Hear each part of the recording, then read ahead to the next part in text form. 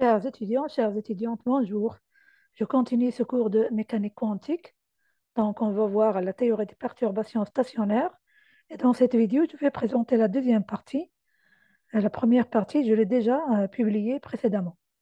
Avant de présenter cette deuxième partie, je vais faire un petit rappel sur cette première partie.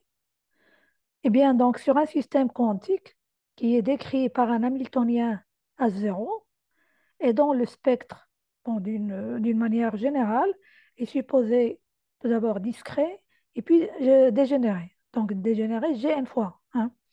De telle sorte donc, que nous avons ici l'équation aux valeurs propres de H0, donc l'hamiltonien du système.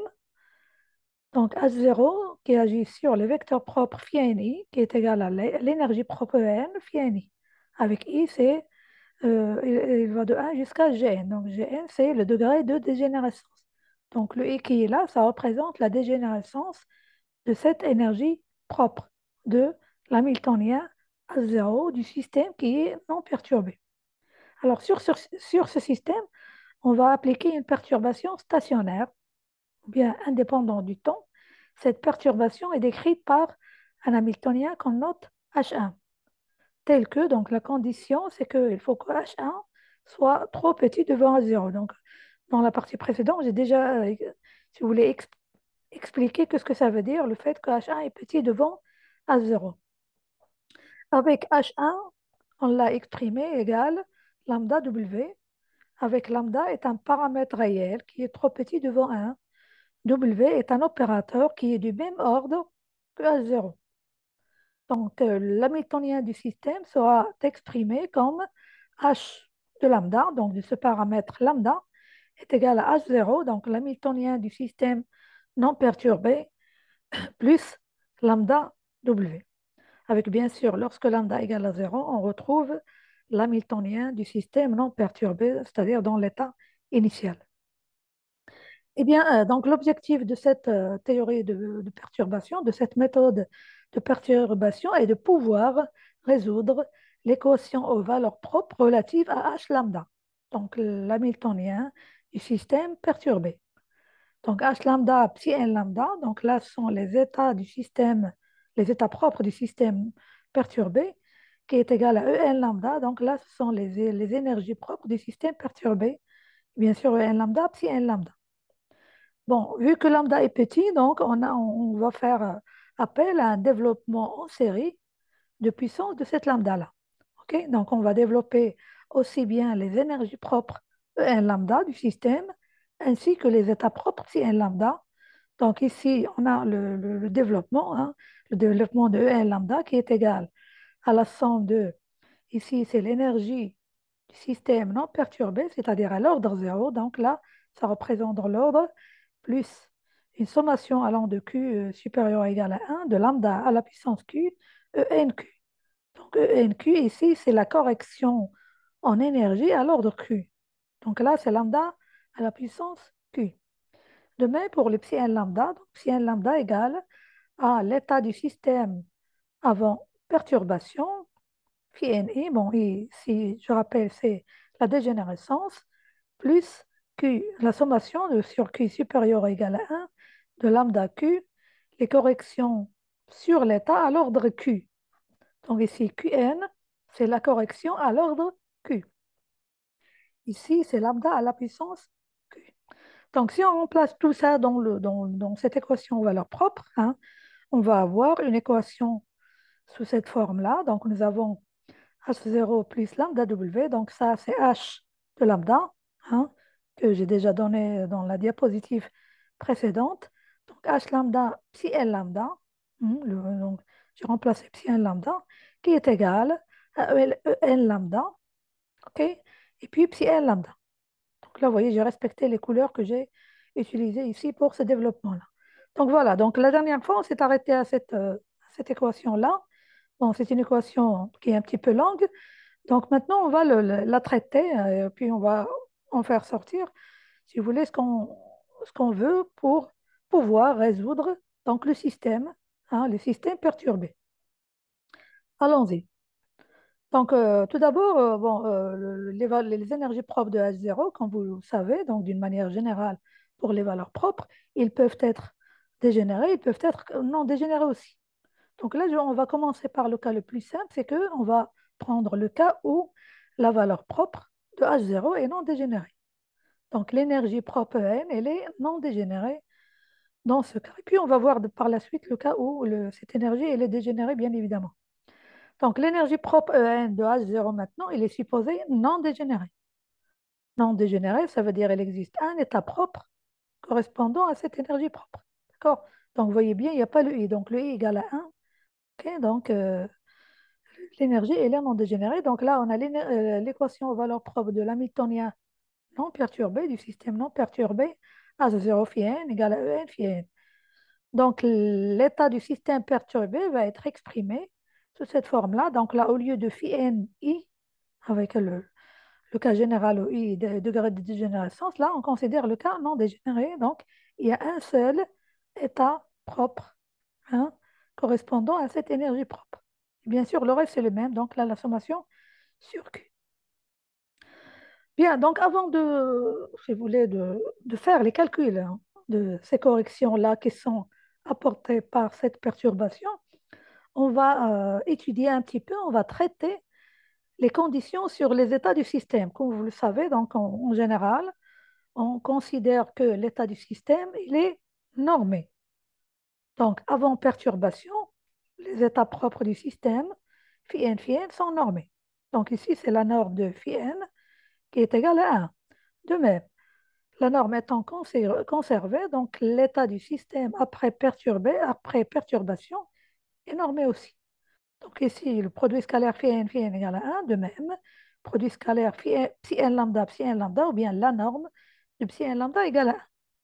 Donc si je remplace les psi n lambda qui sont exprimés sous forme de ce développement, on va avoir donc le produit du bras, psi n lambda ici, c'est le bras.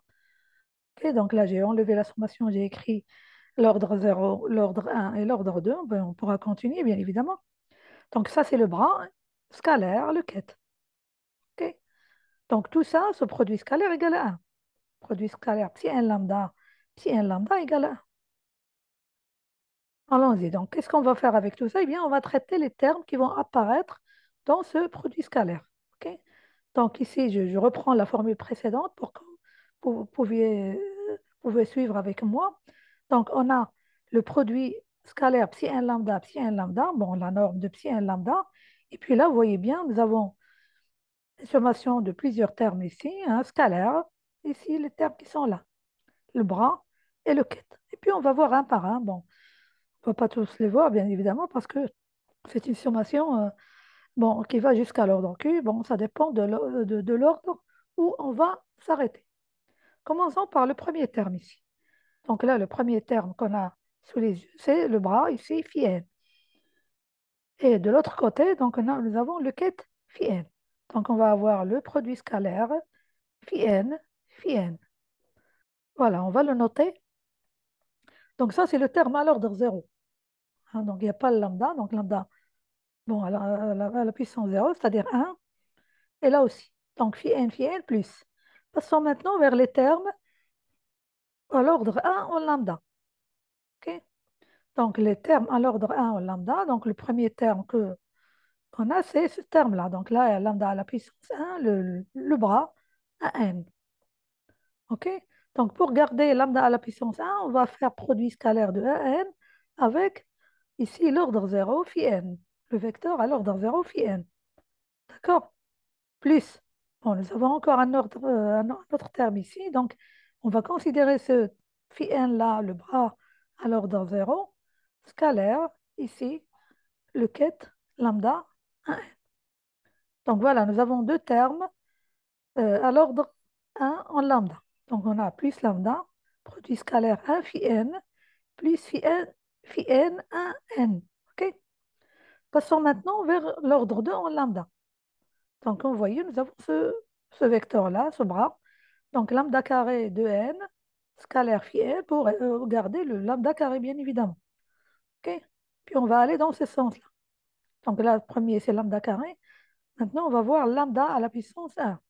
Donc pour avoir un lambda carré, donc on va faire produit scalaire de ce lambda à n avec lambda à n ici. qui va donner lambda au carré. OK? Allons-y. Donc là, je passe vers l'ordre 0 ici, phi n. Donc, pour avoir lambda carré, produit scalaire avec ce terme-là en lambda carré. Voilà, donc vous voyez bien, bon, c'est les colorations qui sont bien respectées. Donc, pour le terme en lambda carré, on a trois produits scalaires en quelque sorte. Ok, donc 2 phi n plus 1, plus 1, n bien sûr, et puis plus phi n de n. Voilà, donc celui-là avec celui-là, 1 phi n de n. Et puis on pourra continuer ainsi, donc ça dépend de l'ordre qui est choisi. Bon, là, nous avons, comme vous voyez ici sur l'écran, là, nous avons l'ordre Q en lambda. On pourra bon, si vous voulez, rien que pour vous expliquer, c'est pour ceux qui veulent continuer dans le développement. Donc là, en général, on s'arrête à l'ordre 2, mais bien évidemment, on pourra continuer jusqu'à un ordre quelconque. Donc, lambda à la puissance Q ici pour la correction à l'ordre Q. Ah, bien sûr, la Q doit être supérieur ou égal à 3, hein. Donc, le 0, 1, 2, nous l'avons déjà écrit. Donc, lambda à la puissance Q, vecteur Qn, scalaire phi n, pour avoir bien sûr lambda à la puissance Q. De même, on voit ici sur l'écran ce produit scalaire, si vous voulez, de l'ordre du terme conjugué. Donc là, le bras phi n avec la correction ici, Qn. Allons-y, on va l'écrire. Donc, lambda à la puissance Q, la somme de ces deux produits scalaires. OK? Ouais, mais il n'y a pas que ce terme-là. Donc là, on commence de lambda à la puissance la correction à l'ordre Q, et puis on va continuer jusqu'à phi n. OK, dans ce sens-là, si vous voulez, dans le sens décroissant. OK? Bon, on a déjà donné le deuxième terme, pardon, le dernier terme à l'ordre décroissant, correspondant au dernier terme ici à l'ordre croissant. Donc, quand on va aller dans ce sens ici, OK? Ici, on va aller dans ce sens. Donc là, si je considère juste le terme, par exemple, avant cette puissance Q, ou bien cet ordre Q, on va avoir ici lambda à la puissance Q moins 1, le vecteur Q moins 1, OK, qu'on va le multiplier avec ici à l'ordre 1, avec le terme à l'ordre 1, pour que lambda à la puissance Q moins 1 multiplié par lambda, ça va donner lambda à la puissance Q. De même, ce terme-là, lambda 1 à la puissance n, scalaire, le terme ici à l'ordre Q moins 1. Donc lambda à la puissance Q moins 1 multiplié par lambda, ça va donner l'ordre lambda à la puissance Q. Ok, voilà, donc on écrit ce terme-là. Donc le produit scalaire Q moins 1, 1n, plus 1 Q moins 1, n. Puis on va continuer de la même manière. Si je passe vers l'ordre Q moins 2, multiplié par le terme ici 2, hein, et le terme ici, la correction à l'ordre 2 ici, multiplié par le terme Q moins 2 ici. Ok. Voilà, donc on va continuer ainsi. Donc c'est comme ça qu'on exprime donc ce développement-là pour un ordre Q quelconque, hein. Donc là, je répète, Q ici doit être strictement supérieur à 2 ou bien supérieur ou égal à 3 si on veut continuer pour des ordres supérieurs à 2. Mais si on s'arrête à 2, bien sûr, ce terme-là sera le dernier. Voilà. Donc tout ça est égal à 1, bien évidemment. D'accord? Donc, vous voyez bien que nous avons déjà donné le fait que l'état du système avant perturbation est normé, donc phi n égale à 1, qui est celui-là là. De même, nous avons ce produit scalaire psi n lambda égale à 1. Qu'est-ce que ça veut dire? Ça veut dire que tous les termes sont nuls ici. Donc ce terme égale à 0, ce terme égale à 0. Donc tous les termes multipliés par lambda à la puissance q sont nuls. Bien, donc c'est ça qui va nous donner, si vous voulez, les conditions sur ces états-là. Donc, on va exprimer en quelques produits scalaires donc, qui apparaissent dans cette expression. Pourquoi? Eh bien, parce qu'on va les utiliser après. Quand on va développer la méthode de perturbation, quand on veut exprimer les corrections, que ce soit en énergie ou bien sur les états, eh bien, il va y apparaître des termes de ce type-là. Donc, c'est pour ça, là, on les donne maintenant. Quand on aura besoin, on va faire appel juste à leur valeur. Bien, donc je répète, ici, nous avons donc phi n égale à 1, psi n lambda égale à 1, Donc, tout ça égale à zéro. Enfin, tous les termes entre accolade, bien l'accolade est égal à zéro.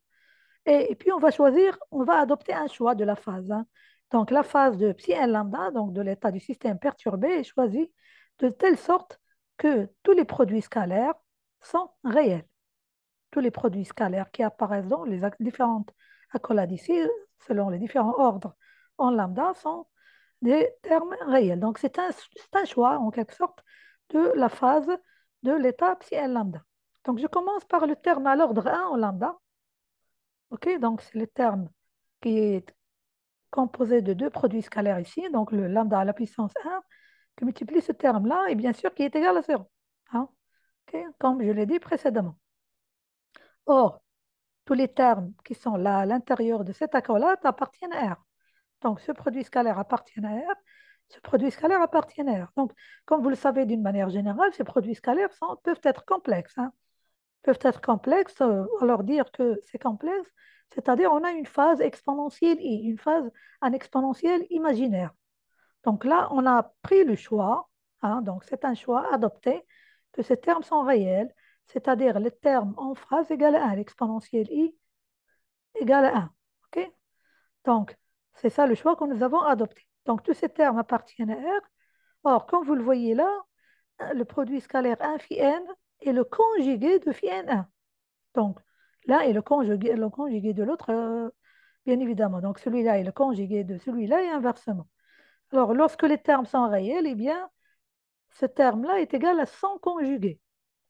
Donc, nous avons 1 phi n est égal à phi n1. Hein, donc, ces deux termes-là sont égaux.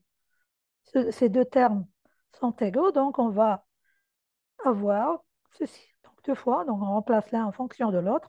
Donc, 2 fois un produit scalaire égal à 0. Ça veut dire maintenant que les deux produits scalaires sont nuls. Donc, 1 phi n est égal à phi n1 est égal à 0. Voilà, donc ce produit scalaire phi 1 avec la correction à l'ordre 1, produit scalaire de correction à l'ordre 1 sur l'état avec l'état à l'ordre 0 et inversement, bon, le conjugué est égal à 0. Donc, quand on va faire les calculs par la suite, il va y avoir des termes, des produits scalaires de ce type-là. Donc, on a déjà la valeur maintenant. OK? Voilà pour l'ordre 1. Bon, voyons maintenant pour l'ordre 2. Alors, l'ordre 2, nous avions donc cette accolade-là qui est égale à 0. Donc, le produit scalaire de phi n plus le produit scalaire 1 plus phi n2 est égal à 0. De même, je rappelle que nous avons adopté le fait que ces produits scalaires appartiennent à R. OK, donc, appartiennent à R, appartiennent à R, appartiennent à R. Or, quand on voit ces deux termes-là, donc de la même manière, ils sont conjugués l'un de l'autre. De phi n et phi n2 sont conjugués l'un de l'autre. Ils sont réels, donc ils sont égaux, hein. Donc, un terme réel, il est égal à son conjugué. Donc, nous avons 2 phi n est égal à phi n2 qu'on va remplacer dans cette accolade. Donc, on va avoir deux fois l'un des deux termes, hein, donc c'est la même chose. Donc, 2 fois phi n2 plus 1n est égal à 0. Donc, qu'est-ce qu'on va avoir? Eh bien, on va avoir une relation entre le produit scalaire 1n et ces deux termes-là qui sont les mêmes.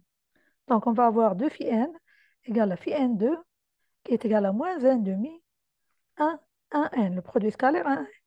Voilà, donc vu qu'on va, si vous voulez, arrêter le développement de l'utilisation de la théorie de perturbation à l'ordre 2, mais on pourra continuer, bien évidemment.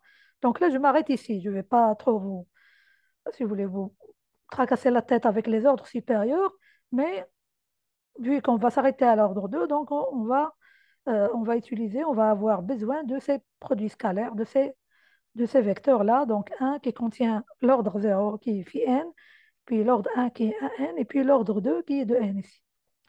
Bien, alors on va continuer maintenant. Donc, c'est maintenant qu'on va traiter, hein, on va voir cette résolution approchée de l'équation aux valeurs propres de l'hamiltonien H lambda.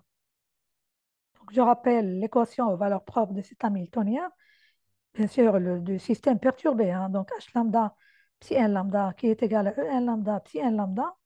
Donc, je vais rappeler l'équation après avoir utilisé le développement en série de lambda. Donc, voilà, H lambda psi n lambda égale à E n lambda psi n lambda. Donc, là, on a les développements correspondent, pardon, Donc, on a le développement correspondant à EL lambda, hein, donc celui-là, là, et psi L lambda.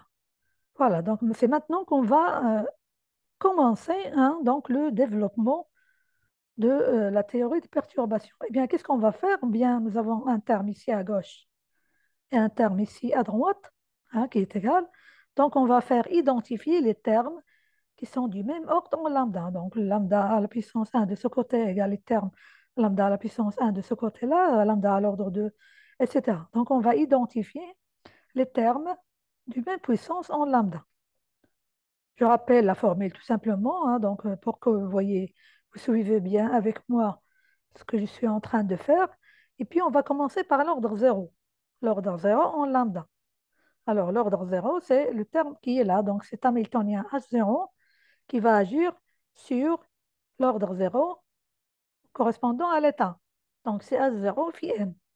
Ah, l'ordre 0, c'est-à-dire lambda à la puissance 0, ça veut dire 1. Donc, là, nous avons 1 H0, là, 1 phi n. Il n'y a pas de lambda. Donc, H0 phi n, on va l'écrire. Voilà, donc c'est le seul terme qui existe ici à gauche. Passons vers le terme de droite. Eh bien, nous avons ce terme En0, hein, à l'ordre 0, multiplié par l'état à l'ordre 0 phi n. Ok. Donc, En0 phi n, donc on va l'écrire. Donc, H0 phi n égale à En0 phi n, qui n'est autre que n phi n. Donc, c'est l'équation. Donc, cette équation-là n'est autre que l'équation aux valeurs propres à l'ordre 0 du système. D'accord? Voyons maintenant l'ordre 1 en lambda. L'ordre 1 en lambda, c'est-à-dire on va voir lambda à la puissance 1. Commençons par ce terme-là de gauche. Donc, nous avons H0. Alors, H0, il n'y a pas de lambda. Donc, pour avoir lambda à la puissance 1, on va le faire agir sur un n qui contient déjà un lambda. Ok. Donc, H0, un n, on va l'écrire en bas ici. Et puis là, pour le terme de gauche, nous avons aussi lambda W. Donc, il y a un lambda ici déjà. Donc, pour garder lambda à la puissance 1, on va le faire agir sur l'état à l'ordre 0. Donc, W phi n, ok, qui est égal. Passons maintenant vers le terme de droite. Alors, le terme de droite, nous avons ici En0 à l'ordre 0.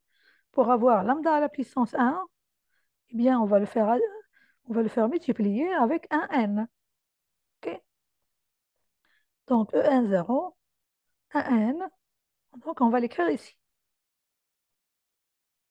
Passons vers le deuxième terme là. Donc, la correction à l'ordre 1 en énergie, pour avoir toujours lambda à la puissance 1, on va le faire agir sur l'ordre 0 ici, phi n. On va le faire multiplier, pardon. Donc là, c'est une multiplication. Donc En1 phi n. OK? Donc, plus En1 phi n. Voilà donc les termes à l'ordre 1 en lambda. Donc, qu'est-ce qu'on va faire? On va faire passer tout le monde ici à gauche et puis on va mettre les vecteurs en facteur 1n et pour les phi n aussi. Ce qui va donner donc l'équation suivante. Donc, H0 moins En 1n plus W moins En1, En à l'ordre 1 phi n. Bon, là, je tiens à signaler une remarque, là, donc faites attention, s'il vous plaît, là. Donc là, vous avez ici H0 qui est un opérateur, donc c'est l'hamiltonien. Ici, En, c'est une énergie propre, donc c'est un scalaire. Alors, quand il s'agit d'un opérateur, un opérateur, il agit sur l'état pour donner un résultat si vous voulez donner. Tandis que En ici, c'est un scalaire, donc on va être multiplié par l'état. De même ici. Le W ici, c'est un opérateur. Donc, l'opérateur va agir sur l'état pour donner un résultat donné. Donc, il suffit juste d'avoir les expressions, donc les applications, donc l'expression de H0 et l'expression de W. Tandis que la correction ici, En à l'ordre 1, c'est un scalaire. Donc, un scalaire, il se multiplie avec l'état. Donc, l'opérateur, il agit sur l'état. Un scalaire multiplié par l'état. Hmm. Bien, donc voilà donc les deux termes à l'ordre 0 et à l'ordre 1. Je rappelle la formule et puis on va passer vers l'ordre 2 en lambda, c'est-à-dire lambda au carré. Donc toujours, je commence par le terme ici, H0, qui va agir maintenant sur 2n ici, à l'ordre 2. Donc H0 de n, donc on va l'écrire. pour ce terme lambda W, donc là, lambda à la puissance 1, pour avoir un lambda carré, donc on va le faire agir sur un n ici, qui contient un lambda aussi. Donc lambda avec lambda, ça va donner lambda carré. Voilà pour le terme de gauche. Donc A0 de n plus W à n. Passons maintenant vers le terme de droite. Bon, pour le terme de gauche, c'est tout ce qu'il y a. Alors là, nous avons en0 multiplié par 2. Hein, ok, donc c'est un scalaire, donc il se multiplie avec l'état, donc est égal à en0 de n. Ici, lambda, la correction à l'ordre 1 va multiplier la correction ici à l'ordre 1 pour avoir lambda multiplié par lambda, ça donne lambda carré, d'accord? Donc lambda 1n, le vecteur 1n, et puis nous avons ici encore lambda carré en2 multiplié par l'état ici à l'ordre 0 pour avoir lambda carré toujours. Donc lambda carré en à l'ordre 2 multiplié par l'état phi n. Voilà donc l'équation à l'ordre 2 en lambda. Donc on va faire la même chose, on va faire passer tout le monde à gauche, puis on va mettre les mêmes vecteurs en facteur. Donc ce qui va donner l'équation suivante, c'est-à-dire A0 moins En. Donc A0 moins En. Bon, vous voyez bien, parfois je mets En0, parfois je mets En. Hein. Donc c'est la même chose, c'est l'énergie à l'ordre 0. L'énergie propre du système à l'ordre 0. Donc A0 moins En2 plus W moins En à l'ordre 1 En moins En à l'ordre 2 multiplié par phi n. Donc l'opérateur, il agit, le scalaire, il est multiplié par l'état. Continuons dans ce développement de cet ordre-là. Toujours, vous voyez bien que je rappelle toujours l'équation pour que vous suivez bien avec moi les différents calculs que je suis en train de faire et de développer. Donc là, c'est un développement. Donc là, je passe vers l'ordre Q, mais on pourra s'arrêter à l'ordre 2, mais je vous donne cet ordre Q si jamais vous en aurez besoin par la suite. Alors, l'ordre Q.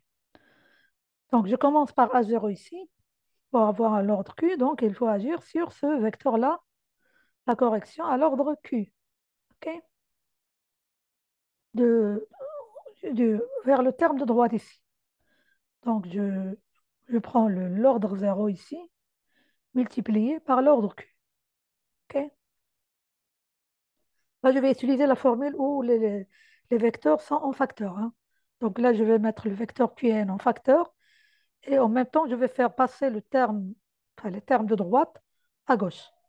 Donc, je commence par cette première, euh, cette première action de H0 sur Qn qui est égale à En0 Qn. Donc, on va mettre H0 moins En Qn. OK? Passons maintenant vers lambda W ici. Alors, lambda W ici, pour avoir lambda à la puissance Q, donc il faut le faire agir sur la correction juste avant ici. La correction à l'ordre Q-1. Pour avoir lambda à la puissance Q-1 multiplié par lambda, ça donne lambda à la puissance Q. OK? Donc, c'est un terme bon, qui n'est pas écrit, mais bien sûr, c'est un développement, donc il est sous-entendu, il est là. Donc, lambda W sur lambda Q-1, le vecteur Q-1, de même, ici pour le terme de droite, lambda, la correction à l'ordre 1, va être multipliée par la correction ici à l'ordre Q-1. OK, donc on va exprimer ces deux termes du même côté, bien sûr. Donc, on va avoir W, hein, le vecteur, pardon, l'opérateur W, moins la correction à l'ordre 1 en énergie. Ici, l'état Q-1. OK?